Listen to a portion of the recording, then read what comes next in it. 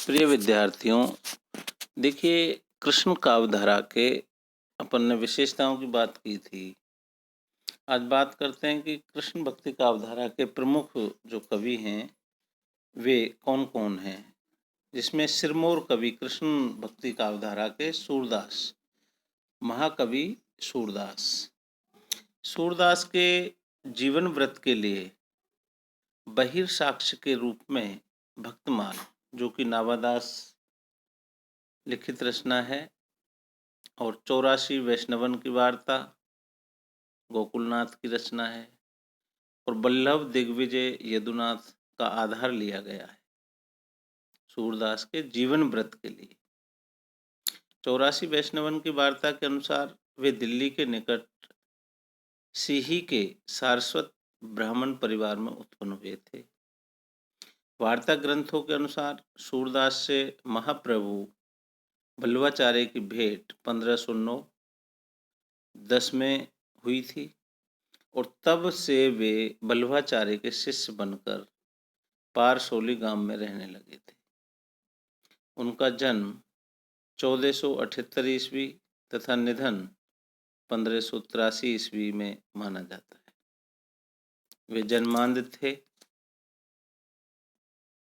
या बाद में अंधे हुए, इस विषय में विवाद है।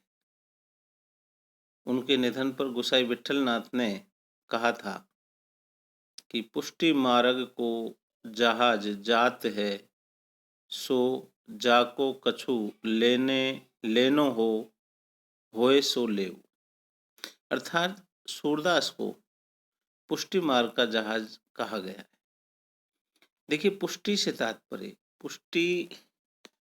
तात्पर्य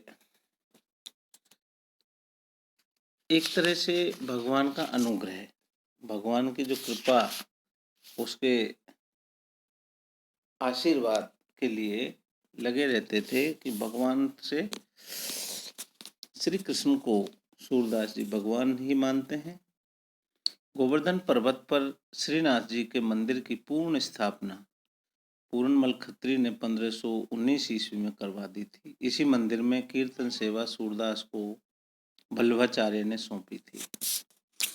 देखिए, सूरदास की 3 प्रमुख जो रचनाएं हैं, प्रसिद्ध रचनाएं हैं, सुप्रसिद्ध रचनाएं हैं, उनमें सूरसागर, सूर सारावली और साहित्य लहरी।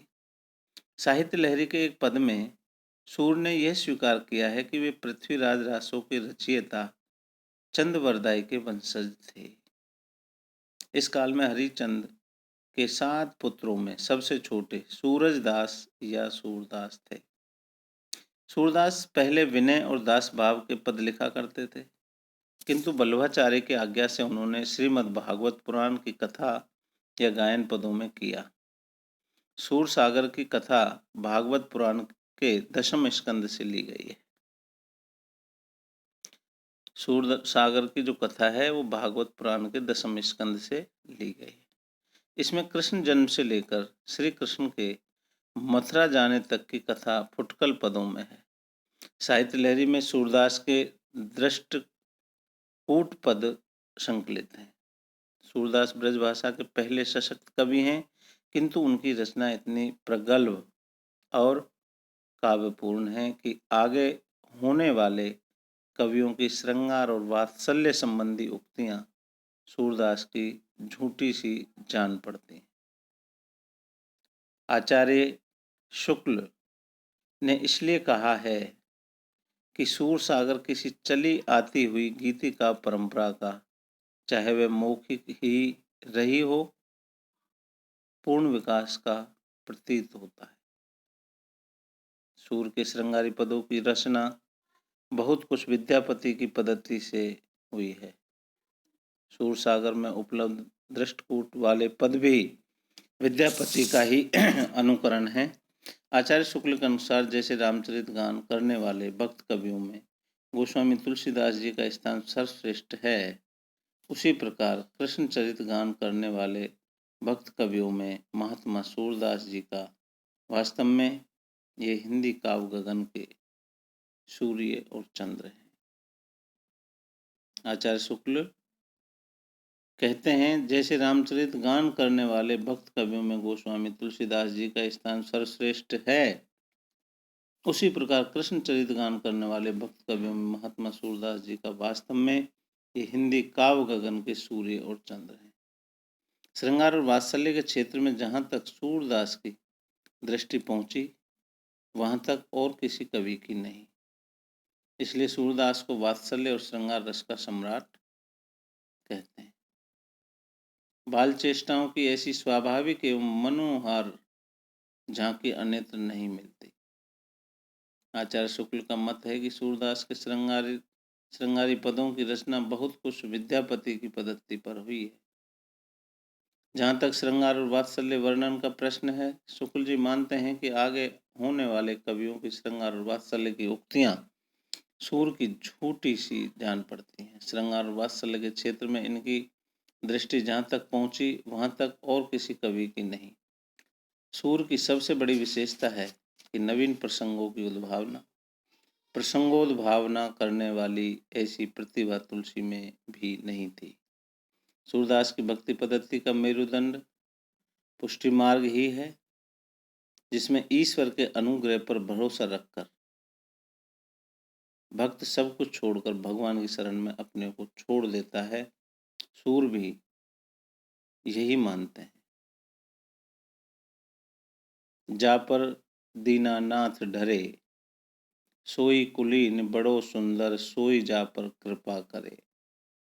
सूर पतित तरी जाए तनक में, जो प्रभु नेक दरे। अर्थात प्रभु की कृपा अगर जिस पर हो जाती है, तो यहाँ सूर भी कहते हैं कि सूर पतित तरी जाए तनक में, जो प्रभु नेक दरे। अनुग्रह के आगे ज्ञान, कर्म, योग, उपासना सब निरर्थक हैं। सूर की भक्ति सखा भाव या सख्य भाव की है। सूर की भक्ति पद्धति में जो माधुर्य भाव मिलता है, वह मुख्य रूप से लीलाओं पर आधारित है। भ्रमर गीत की गोपियों में भक्ति का यह स्वरूप उपलब्ध होता है, जिसमें उनके हृदय की पवित्रता, निश्चलता, अनन्यता और उदारता दिखाई पड़ती है। देखिए, भ्रमर गीत सूर सागर का सर्वाधिक मर्मस्पर्शी एवं वाग वैदग्ध्यपूर्ण अंश है, जिसमें गोपियों की वचन वक्रता अत्यंत मनोहारिणी है। यह एक सुंदर उपालभ काव्य है, जिसमें उद्धव गोपी संवाद के माध्यम से निर्गुण का खंडन और सगुण का मंडन, जिसमें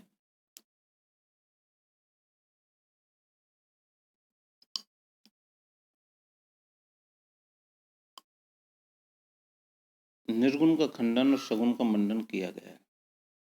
इसमें सगुणोपासना का निरूपण हृदय की अनुभूति एवं भावना के आधार पर किया गया है, तर्क पद्धति पर नहीं।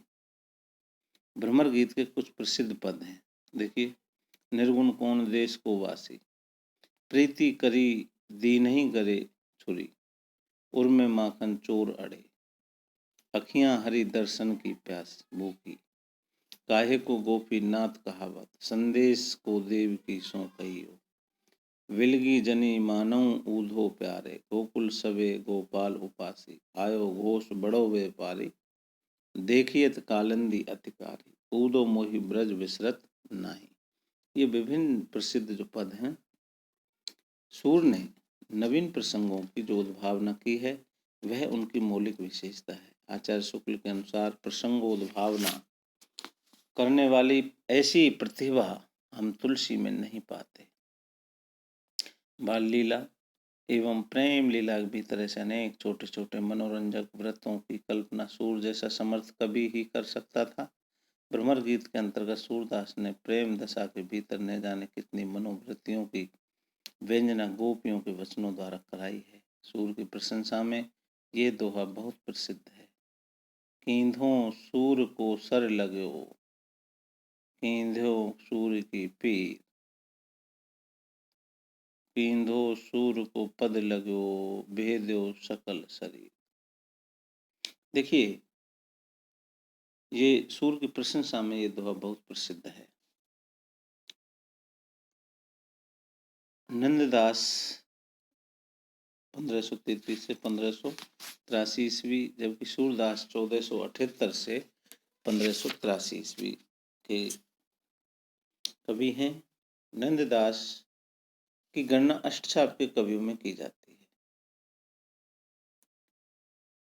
देखिए, नंददास,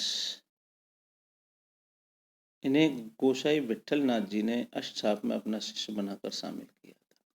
नंददास जी के बारे में जो विवरण गोकुलनाथ कृत 252 वैष्णवन की वार्ता में है, उसे शुक्ल जी ठीक नहीं मानते।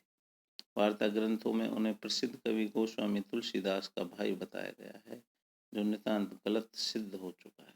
संभवतः वल्लभ संप्रदाय को महिमा मंडित करने हेतु वार्ता ग्रंथों में ये उल्लेख किया गया है। डॉक्टर नगेंद्र के अनुसार नंददास का जन्म 1533 ईस्वी में शुकर क्षेत्र अर्थात सौरों के रामपुर गांव में हुआ था तथा मृत्यु 1583 ईस्वी में मानसी गंगा के तट पर हुई। गोसाई विट्ठलनाथ से पुष्टि मार्ग की दीक्षा लेने पर उनका जीवन ही बदल गया तथा सूरदास के संपर्क में आकर और उनकी भक्ति भावना देखकर उनका शास्त्र मोह भंग हो।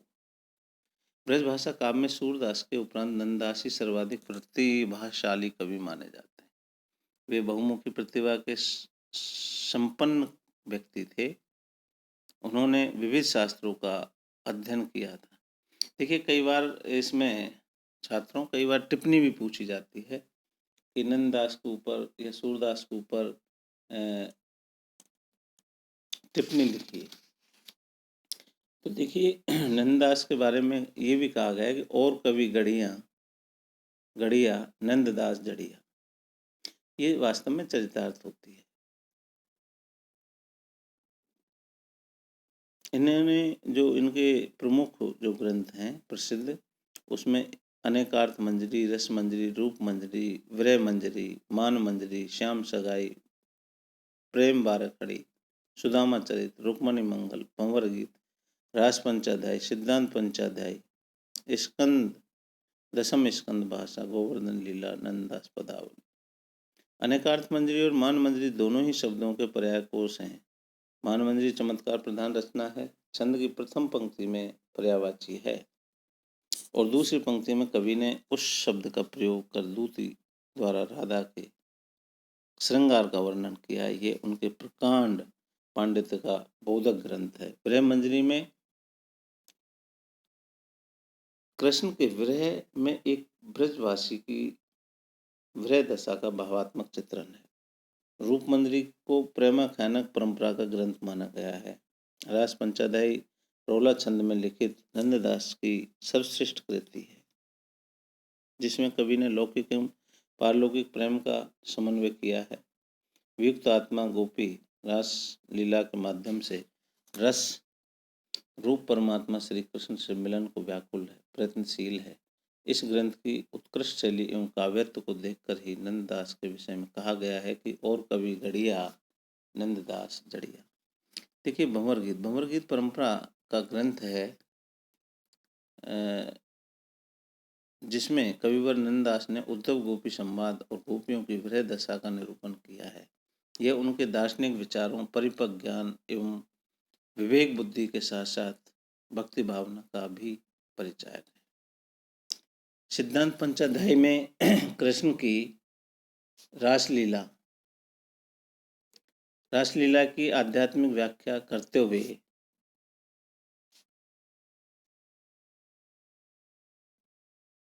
कृष्ण, वृंदावन, वेणु, गोपी, रास आदि शब्दों की आध्यात्मिक व्याख्या की गई है। रासलीला को उन्होंने पारलौकिक एवं आध्यात्मिक रूप प्रदान किया है। नंददास की भाषा, कवित्व शक्ति, शब्द चयन की योग्यता, विद्यता उत्कृष्ट कोटि की है।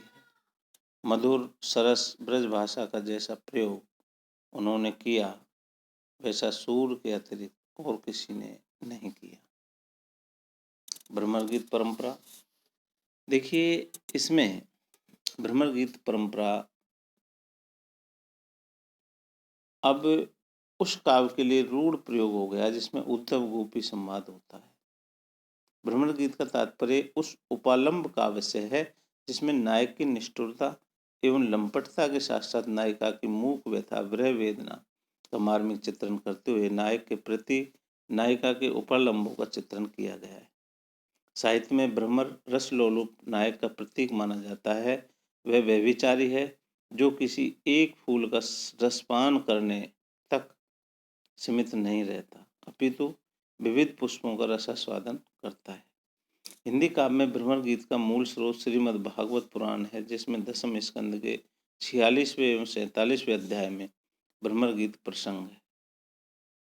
श्री कृष्ण गोपियों को छोड़कर मथुरा चले गए और गोपियां विरह विकल हो गई। कृष्ण मथुरा में लोक हितकारी कार्यों में व्यस्त थे, किंतु उन्हें ब्रज की गोपियों की याद सताती रहती है। उन्होंने अपने अभिन्न मित्र उद्धव को संदेशवाहक बनाकर गोकुल भेजा। वहाँ गोपियों के साथ उनका वार्तालाप हुआ और तभी एक भ्रमर वहाँ उड़ता हुआ आ गया। गोपियों ने उस भ्रमर को प्रतीक बनाकर अन्योक्ति के माध्यम से उद्धव और कृष्ण पर जो व्यंग किए एवं उपालंब किए, उसी को भ्रमर गीत के नाम से जाना जाता है। भ्रमर गीत प्रसंग में निर्गुण का खंडन और सगुण का मंडन तथा ज्ञान एवं योग की तुलना में प्रेम और भक्ति को श्रेष्ठ ठहराया गया है। ब्रजभाषा काव्य में भ्रमर गीत परंपरा के कई ग्रंथ उपलब्ध होते हैं। विद्वान इस परंपरा का प्रारंभ मैथिल, कोकिल, विद्यापति के पदों से मानते हैं, किंतु विधिवत रूप में भ्रमर गीत परंपरा सूरदास से ही प्रारंभ हुई। भ्रमर गीत परंपरा के कुछ प्रमुख पद इस प्रकार हैं। कुछ प्रमुख ग्रंथ हैं जिनमें भ्रमर गीत सूरदास का है, भंवर गीत नंददास का है, भ्रमर दूत सत्यनारायण कवि रत्न जिसे ब्रज कोकिल कवि कहते हैं, प्रिय प्रवास भी इसी उसका है। तो अयोध्या सिंह उपाध्याय द्वारा हरियुद्ध द्वारा रचित है प्रिय प्रवास। उद्धव सदक जगन्नाथ दास रत्नाकर। अगले उसमें छात्रों बात करेंगे